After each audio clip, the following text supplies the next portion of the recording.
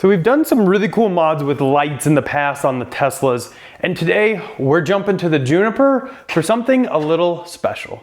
So here on the Juniper, you actually have this a really nice light bar, very reminiscent of the Cybertruck. And on the Cybertruck, we actually took that light bar and made the entire thing RGB. Looks amazing, maybe slightly illegal. We're the police now. Uh-oh. Yeah.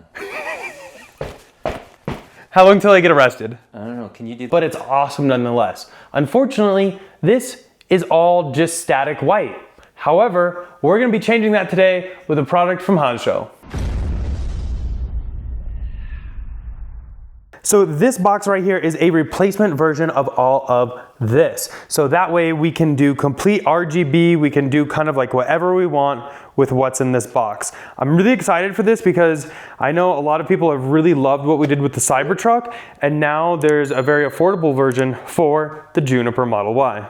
So in here we actually have, I'm gonna assume that is the light, and then we have some other things. We have here, this looks to be just a piece of paper that talks about the install. If you want, you can go ahead and scan that QR code and check their install instructions, or you can just stay tuned because we're gonna be doing it here. We have the wiring harness, so this is for the LED lamp. And then you have your wiring instructions where we're gonna put all the wires, where we're gonna tap into stuff, all that right here. And then this is going to be the light bar. And so I believe what they're actually doing is getting these from Tesla and modifying them to be completely RGB because they are exact replacements. They even have the rubber seal. So these are direct OEMs just with different internals.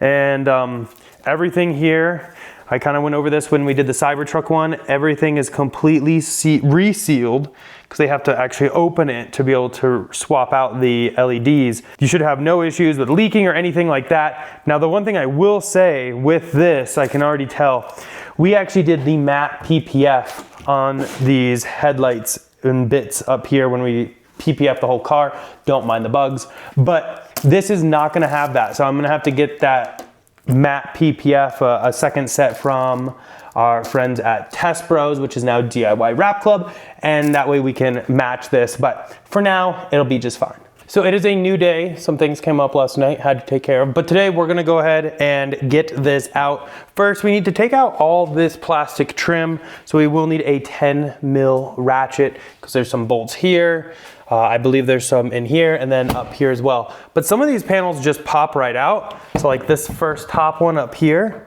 actually will just pop right out. So if you kind of just grab it and just give it a quick yank. That's what she said.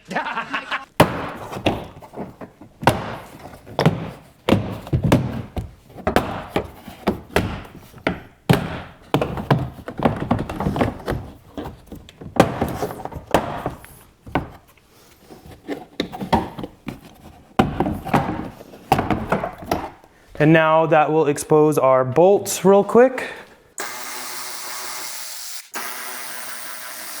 So there are two more down in here, one on either side.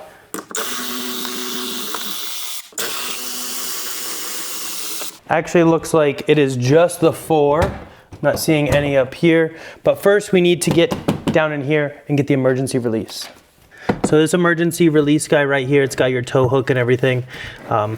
If you just kind of like shimmy your fingers under there, you can get that top part. And then this will pull up. We want to get this that does the light removed because we do not want to yank this out and not have that. So just like that, then we can kind of tuck this back in here so we don't hit it. And then everything should just lift right up and out. Put that in a safe spot. And then now that we have all this open, there are four main bolts. You can see there's one right here, one right here, one right here, and one right here. So we're gonna undo those. We are gonna have to undo this. This is the power for the OEM light. We will be reusing this. What we can do is we can connect, you can actually see right here, it's the positive up here right back there. So we can go ahead and connect it to that. It's not a ton of working area, but I think we can do it just fine. Otherwise, you can remove this right here and this right here, and that whole air unit should pop right out. So I went ahead and just powered off the vehicle since I'm gonna be playing with some power here. So what we'll do for this connector right here is if you just kind of pull it out, and then you can kind of push it down, squeeze it, it'll come right out. That squeezing it actually releases the clip attached to here. And we'll go ahead and remove these 4 bolts.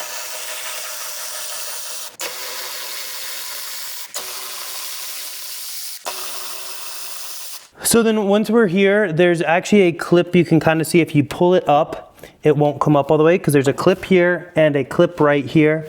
There's place for additional clips, but there are no clips in there. So I'm actually gonna use this tool right here. This is gonna help me pop those without damaging those clips because we're gonna need those clips for the new light. Just like so. And same thing on this side. Perfect. Be careful sitting tools in here. I have closed up so many frunks before with my tools left in them, so be careful. But those white clips I was talking about are like right here and right here. And in their original instructions, they say they're blue, but they're white for me. But all we're trying to do is just kind of compress these a little bit to get them out. And then what we're gonna need to do though is remove these so they pull just right out and put these into the new LightBar so it'll snap back into these little slots as well. Now we have our new LightBar. We're gonna go ahead and insert these clips. They insert very, very similarly to removing them. You can kind of see those high spots on this a little easier. But basically, you're gonna take this, center it on there, and then push it right in. It'll snap. And then same thing on this side. Push it in, and it'll snap. And it'll have a little room to wiggle back and forth. That's good because that'll help align it with these. But that's pretty much it. Now we can go ahead and just put this right back on here. You are gonna have a wire on the passenger side. So just make sure you don't pinch that because you're gonna need that easily accessible. And we're gonna go and kind of put this in place and then push down on everything. There's that and that. And then we have a little bit of play in this, but actually it lines it up. They have these little, let me show you on the old one. On the left and the right side, they have these little like pegs right here. And those align it into the actual headlamps on the side for a perfect alignment every time. So now we can go ahead and take our bolts and put them right back in.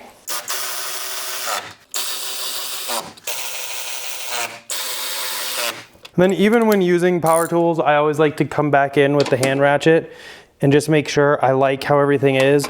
I don't generally go very tight with the tools, the power tool, because I don't want to break any of this plastic. I like to just do it hand tightened. Then what we can go ahead and do is plug this back in. Make sure we do the lock on that as well. Then what we can go ahead and do is get our wiring harness here, but we have the input and the output. So I'm just gonna connect this to the little dongle on the lamp right here. And then this is going to live in the frunk here. So we'll find a nice little spot that it can live, probably honestly just like right here. And we can attach that with some double-sided tape so it doesn't rattle. And then this, we have a red wire, black wire, white wire. Well, the white one we don't need to worry about. And actually, I lied. We shouldn't have plugged this back in to the lamp yet because we need to put this in line. So we're gonna do that first. We're gonna go ahead and put this in right here. And then this in right here. Lock those in. And then this wire again will just kind of come and live under here. We'll tidy up all the wires here kind of towards the end. And then this other wire that we have coming off here from the red is just going to be our power wire. So we're gonna take this, and then up here we have this. We can undo that. There should be a nut already on there. Let's take a look. I did power off the vehicle. I don't know if that powers this off or not. There is not a nut on there. So we're gonna have to find a nut to be able to attach this onto that. Okay, so I actually didn't find a nut, but it just snaps right on and doesn't come off. So it should be good, but we have some other accessories, so I'll make sure I get a nut on there for some of the other ones, just to make sure it holds that on there and never comes undone, because that is not what we want to happen here. So we'll go ahead and push that all back. We'll run all this wire kind of down here. I'm gonna go ahead and tidy all this up. We don't really want this sitting up here, so I'm gonna put that actually kind of down in this little slot, and then probably most of these other wires as well. No error codes, that's always great. You can see it's gonna look a little ooh. That's cool, I love that. But it's gonna look a little different too, just keep in mind, because we don't have the matte PPF on this like we have on the side. It appears to be working. We need to download the app to my phone, then we can control it. Okay, so here we have the finished product. That might look like it's flickering, but it's just the frame rate of the camera. It's fine in real life, I promise. But anyway, you can kind of see here how everything is looking now. If we get very close, it's gonna kind of flicker a little bit. You can see a slight color difference. Now, that difference is really not that much in real life, but what you can do here is actually change the color depending on what you want. So we can do like RGB white, which is also slightly different, but what we can do is you can actually take this and scroll this all over to where you are happy with the color matching. Now, this is gonna look a little weird for us because that light is doing the flickering in the camera, but also this has matte PPF on it, this does not, so it's gonna look slightly different anyway. The nice thing is since you do have that app, you can really customize it however you want. Some of the other cool things with this app, by the way, which honestly, like, being able to change everything is quite fun. What I had to do is I had to go under chip settings right here and change it to RGB. Somehow it was on GRB, and then some of the colors were backwards, red and green, notably. But the nice thing is you can pretty much make it whatever you want here. If you want to do like red, green, whatever. But if you go into some of like your custom things, we can have some fun with that here. We can do like cycle. Like, you can have a lot of fun with a lot of this, which is kind of cool. So like here we have just the red and blue, and we have that on cycle and this, so like we can play around with it. Yes, that is probably illegal because that would be like a police car, but it's still kind of fun. It just goes to show you, you can do a lot with it. It's just really kind of how you want to utilize it that fits your needs. And then to change it, we can just go back here and click one of our stagnant colors and it's gone. Obviously you can't drive around with blue or red, but you can do green, you can do yellow. We've kind of matched this as close as we can. We're still gonna get the matte PPF here to put on this to match these lights from Test Bros, and then everything should match up really nicely, but we can always go back into the app once we get this matte film on and really get these LEDs to match. But unfortunately, it doesn't work with the light show. So we tried it and it just stays on during the light shows, whereas typically it would like pulse. But we have that same thing with the Cybertruck. So it's not super surprising, but that is something just to keep in mind. Overall though, I would say it's pretty awesome, especially if you do a lot of like car shows or whatever.